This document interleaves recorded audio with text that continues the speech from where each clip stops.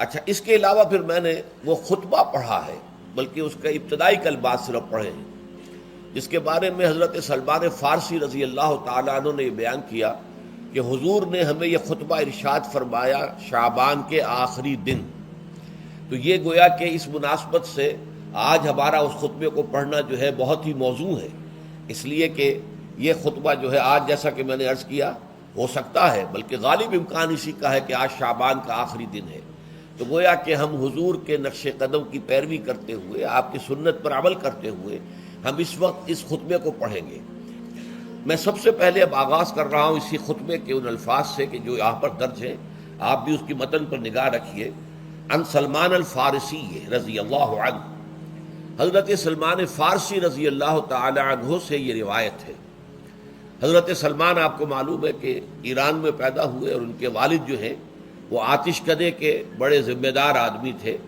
لیکن ان کو نفرت پیدا ہوئی کہ یہ آگ ہم خود جلاتے ہیں، ایندھن اس میں نہ ڈالیں تو بجھ جاتی ہے،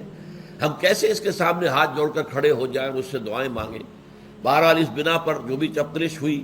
تو جیسے حضرت ابراہیم علیہ السلام کو ان کے والد نے گھر سے نکال دیا تھا، انہیں بھی گھر سے نکلنا پڑا۔ جیسے حضرت ابراہیم نے پھر ہجرت کی تھی اور وہ عراق سے جو ہے شام کی طرف منتقل ہوئے تھے، تو یہ ایران سے شام کی طرف منتقل ہوئے، وہاں جا کر انہوں نے عیسائیت کا مذہب اختیار کیا، راہبوں کے پاس رہے۔ آخری راہب جس کے پاس تھے، زیر تربیت و تعلیم تھے، تو جب اس کے انتقال کا وقت آیا تو انہوں نے کہا کہ مجھے تو ابھی تشفی نہیں ہوئی پورے طور سے، آپ نے بہت کچھ سکھایا ہے، بہت کچھ سمجھایا ہے، اور میں نے آپ سے بہت کچھ فیض حاصل کیا ہے، لیکن ابھی تو مجھے تشفی نہیں ہوئی، اب آپ کا انتقال ہو رہا ہے، میں آپ کے بعد کس کے پاس جاؤں؟ تب اس نے کہا کہ میرا علم مجھے بتاتا ہے کہ نبی آخر الزمان کا ظہور اب قریب ہے، اور وہ جنوب میں کھجوروں کی سرزمین میں ہوگا، تو تم جاؤ، ٹرائی یور لک، جاؤ دیکھو شاید قسمت تمہیں ان کے قدموں میں پہنچا دے۔ تو وہ وہاں سے روانہ ہوئے ایک قافلے کے ساتھ، قافلے پر ڈاکوؤں نے حملہ کیا، انہیں پکڑ کر غلام بنا لیا، غلام بنا کر بیچ دیا، لیکن یہ دیکھیے قسمت ان کی کہ مدینے کے یہودی نے خرید لیا، اب مدینے پہنچ گئے۔ اب وہاں خبریں انہیں مل رہی ہیں کہ مکے میں کسی صاحب نے دعویٰ کیا ہے نبوت کا، لیکن ان کے پاؤں میں تو غلامی کی بیڑیاں، یہ مکے تو نہیں جا سکتے۔ تو میں کہا کرتا ہوں کہ یہ اس شخص کی قسمت ہے کہ جیسے ہم کہتے ہیں کہ پیاسا کنویں کے پاس جایا کرتا ہے، کنواں تو پیاسے کے پاس نہیں آتا، لیکن یہاں کیا ہوا، کنواں چل کر پیاسے کے پاس پہنچا ہے۔ محمد الرسول اللہ صلی اللہ علیہ وسلم ہجرت فرما کر مدینے تشریف لے آئے۔ تب انہوں نے اپنے آقا سے ایک روز کچھ تھوڑی سی کھجوریں مانگی، لیں اور اجازت طلب کی اور جا کر حضور کی خدمت میں پیش کی، کیونکہ اس نے یہ بتایا تھا راہب نے کہ وہ ہدیہ تو قبول کر لیں گے، صدقات قبول نہیں کریں گے، صدقہ قبول نہیں کریں گے۔ تو اسی امتحان کے لیے جا کر حضور کی خدمت میں وہ کھجوریں پیش کی۔ حضور نے پوچھا کیا ہے،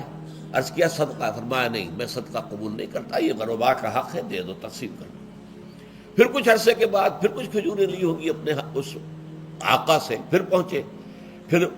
جب حضور نے پوچھا کیا ہے، عرض کیا کہ یہ ہدیہ، آپ نے فرمایا ہاں ٹھیک ہے، ہدیہ میں قبول کرتا ہوں، تو فوراً قدموں میں گر گئے، ایمان لے آئے۔ اور ان کا معاملہ جو ہے یہ بھی جان لیجئے کہ یہ فقراء صحابہ میں سے تھے جو کوئی کام نہیں کرتے تھے، ہمہ وقت حضور کے ساتھ رہنا، اور اس اعتبار سے حضور نے ان کے بارے میں یہ بھی کہا ہے کہ سلمان و منا من اہل البیت، سلمان جو ہے وہ ہمارے اہل بیت میں شامل ہے رضی اللہ تعالی عنہ۔ ان کی روایت ہے قال خطبنا رسول اللہ صلی اللہ علیہ وسلم، تو وہ فرماتے ہیں کہ ہمیں خطبہ ارشاد فرمایا نبی اکرم صلی اللہ علیہ وسلم نے شعبان کے آخری دن، فقال، اور فرمایا یا ایھا الناس، اے لوگو، قد اظلکم شہر عظیم، تم پر ایک عظمتوں والا مہینہ سایہ فگن ہو گیا ہے۔ ظل کہتے ہیں سائے کو، اظلکم تم پر سایہ فگن ہو گیا ہے، ایک بہت عظمتوں والا مہینہ۔ اب دیکھیے یہ وہی ہے بات جو انگریزی کے محاورے میں ہے کہ coming events cast their shadows before, آنے والے واقعات کا ایک سایہ سا پہلے سے پڑ جاتا ہے۔ تو ابھی مہینہ شروع نہیں ہوا رمضان مبارک کا، لیکن وہ آیا چاہتا ہے، تو گویا کہ اس کا ایک سایہ پہلے آ گیا ہے، جس کو حضور فرما رہے ہیں کہ تم پر سایہ کر لیا ہے ایک ایسے مہینے میں کہ جو بہت عظمتوں والا ہے۔ شہر مبارک، وہ مہینہ بہت برکتوں والا ہے. شہر فیہ لیلۃ خیر من الف شہر، یہ وہ مہینہ ہے کہ جس میں ایک رات وہ بھی ہے کہ جو 1000 مہینوں سے افضل ہے. اور یہ ظاہر بات ہے قرآن مجید کی صورت ہے مکمل، انا انزلناہ فی لیلۃ القدر وما ادراک ما لیلۃ القدر لیلۃ القدر خیر من الف شہر، اس کی طرف اشارہ ہے. اب اس کے بعد جو جملہ ہے جعل اللہ صیامہ فریضۃ، اللہ نے اس مہینے کا روزہ رکھنا فرض قرار دے دیا ہے.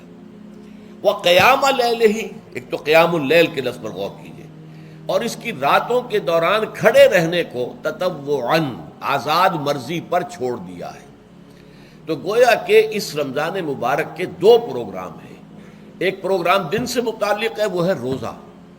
اور ایک قیام رات سے متعلق ہے، اور وہ ہے قیام اللیل. دن کا پروگرام فرض ہے، رات کا پروگرام فرض نہیں ہے، لیکن ایک طرح کی تشویق اور ترغیب،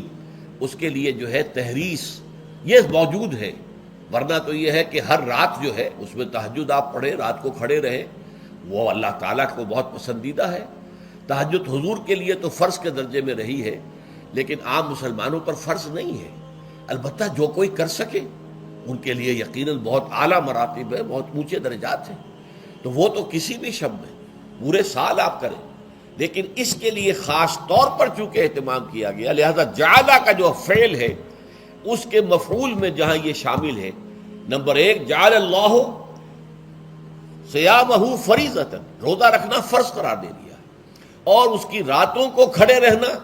یہ تمہاری مرضی پر چھوڑ دیا، اسے فرض نہیں کیا ہے.